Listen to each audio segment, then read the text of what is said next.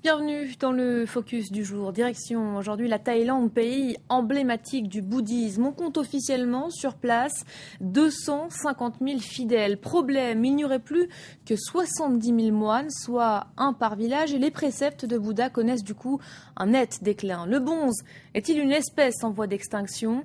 Du nord au sud du pays du sourire, des centaines de pagodes, de temples jadis peuplés de ces silhouettes en robe safran sont désertés ou même abandonnés. Voyez tout de suite ce reportage dans le nord de la Thaïlande, donc signé Cyril Payen.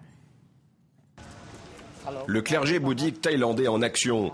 Ce moine, visiblement très occupé, a pour mission de sauver le bouddhisme. Ses équipes utilisent les dernières techniques de marketing pour raviver une religion en profonde crise. D'ailleurs, ce volontaire lui-même n'est plus certain de l'avenir après 15 ans de vie monastique. Est-ce que je serai moine toute ma vie? Je ne suis pas sûr. Peut-être. La raison du déclin, la voilà. La consommation et la modernité qui bousculent les traditions. Les Thaïlandais se confient moins aux moines, dépositaires de la religion, au profit d'une nouvelle forme de superstition. Vous allez souvent prier au temple? En fait, pas tellement. On y va peu. Je ne crois plus les moines. Et même, je n'aime pas trop les moines en fait. Je préfère beaucoup plus me prosterner devant des symboles, comme les statues par exemple.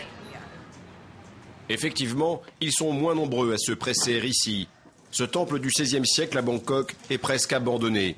N'y survivent que de vieux moines. Moi, j'aurai probablement un remplaçant à ma mort. Mais le problème, c'est dans les campagnes. Il n'y a plus de moines. C'est la fin.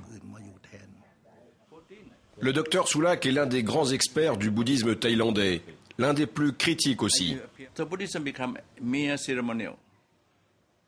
Le bouddhisme ici est devenu une simple cérémonie. C'est exactement le contraire de ce que nous enseigne le Bouddha.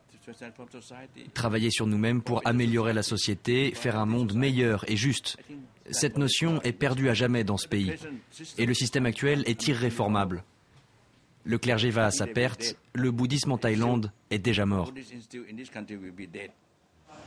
Le docteur Soulak accuse le clergé bouddhique d'être responsable de la faillite morale du pays. Nous avons rendez-vous avec l'une des plus hautes autorités religieuses. Vie luxueuse, entourage impressionnant, il est vrai que le message de ce moine ressemble à un double discours. Nous les moines devons nous ériger en exemple pour la société. Notre politique ici, dans ce temple, c'est de mener une vie simple, où l'on focalise nos esprits sur la qualité et non sur la quantité.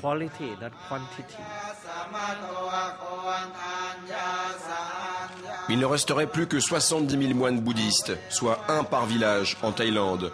Il y a 20 ans, ils étaient 4 fois plus. Et pour en parler, nous retrouvons l'auteur de ce reportage, notre correspondant en Thaïlande, Cyril Payen. Bonjour Cyril.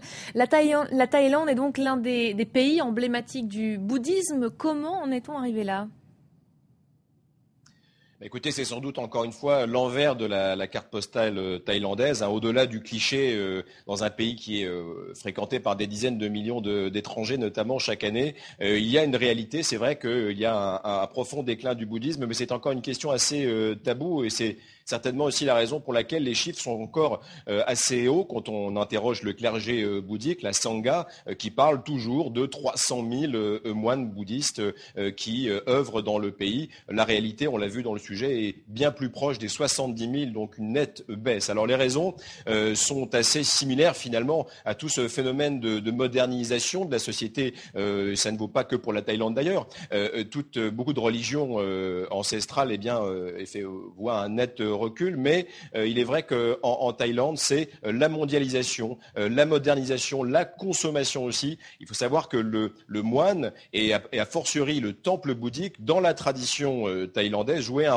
un rôle pivot de médiateur quand il y avait une crise familiale, même de guérisseur quand il y avait le moindre souci. Les enfants thaïlandais aussi, ça depuis des générations, eh bien, recevaient un enseignement à la pagode de leur village ou de leur communauté. Tout cela a volé en éclats puisqu'il y a maintenant donc le téléphone portable quand il y a un problème. Il y a l'éducation gratuite offerte par le gouvernement thaïlandais. Et c'est vrai, une tendance à un peu ne plus fréquenter ces temples, ne plus demander ce conseil auprès de ce sage qui était encore considéré comme le moine.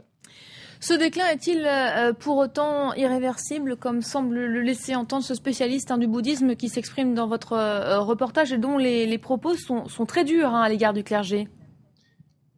Oui, c'est un homme, Dr Soulac, qui est extrêmement connu ici. Et c'est vrai qu'on ne peut pas non plus, dans ce sujet, rapporter tous les propos qu'il a pu dire, puisque c'est encore une fois, je le précise, un sujet assez tabou. Donc on ne peut pas franchir une ligne rouge, mais il a eu des mots beaucoup plus durs. Et en tout cas, pour résumer, il accuse clairement le clergé bouddhique, les hautes autorités religieuses thaïlandaises, de ne pas aller de l'avant, de ne pas moderniser. Il prenait l'exemple de Vatican II avec le catholicisme qui cherche des solutions pour tenter de prêcher la bonne parole. Eh bien, pour lui, on ne bouge pas en Thaïlande. On est encore dans ce cliché, dans cette attente, et c'est pour ça qu'il y a un net déclin selon lui. Pour lui, il y a vraiment une très profonde crise de la religion du bouddhisme en Thaïlande. Merci beaucoup Cyril Payen. Vous étiez en direct de Bangkok. C'était donc le focus du jour.